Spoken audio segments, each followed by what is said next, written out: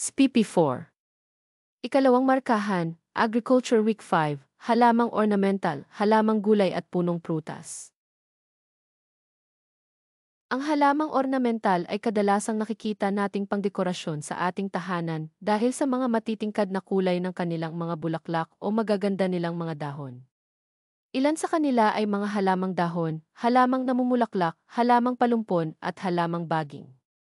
Ilan sa mga ito ay ilang-ilang, Dita, Banaba, Mayana, Morning Glory, Sampaguita, San Francisco, Santan, Lemongrass, Lotus, Water Lily, Gumamela, Bougainvillea, Cactus.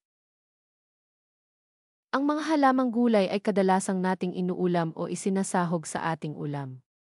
Maaari ito ay dahong gulay, bulaklak na gulay, bungang gulay at halamang ugat. Ang ilang halimbawa ng dahong gulay ay alugbati, kangkong, ampalaya, kulitis, pako, at malunggay. Ang mga bulaklak na gulay naman ay bulaklak ng kalabasa, himbabao, katuray, at latok.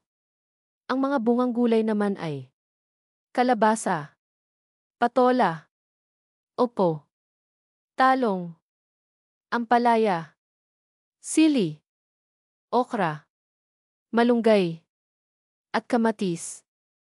Ang mga halamang ugat naman ay bawang, sibuyas, luya, gabi, at iba pa. Ang punong prutas ay kadalasang lumalaki, namumulaklak at namumunga. Ang bunga nito ay kadalasang nagbibigay sa atin ng pagkain. Ang ilan sa mga ito ay santol, mangga, siko, rambutan, lansones, durian, langka, abokado, at duhat. Narito ang pangkalahatang hakbang sa pagtatanim ng halaman. Una, suriing mabuti ang uri ng halaman na itatanim o patutubuin. Pangalawa, alamin ang tamang pamamaraan ng pagpapatubo ng piniling halaman. Maaaring sexual na pamamaraan o asexual na pamamaraan o kaya naman ito ay tuwiran o dituwiran. Ginagawa ito upang matiyak at siguradong mabubuhay ang bawat itatanim. Pangatlo, ihanda ang kagamitan sa pagpapatubo o pagtatanim ng halaman. Paalala, gamiting mabuti ang mga kagamitan upang makaiwas sa disgrasya. Pang-apat, suriing mabuti kung angkop ang lupa sa pagtatamnan ng halaman. Pang-lima, ilagay ang buto o bahagi na halaman na itatanim sa paso. Paalala, alalahanin tamang lalim ng buto na itatanim gayon din ang bahagi na halaman na ibabaon.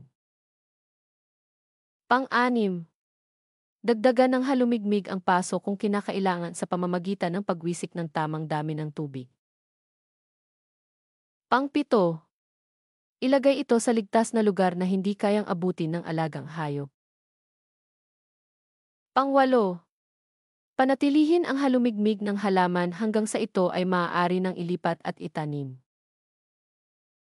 Pang-siyam, kung ang halaman ay nakahanda ng ilipat tanim, gumawa ng hukay kung saan ilalagay ang halaman. Siguraduhin tama ang lalim nito depende sa uri ng halaman. Pang-sampu, diligan ito pagkatapos ilipat tanim.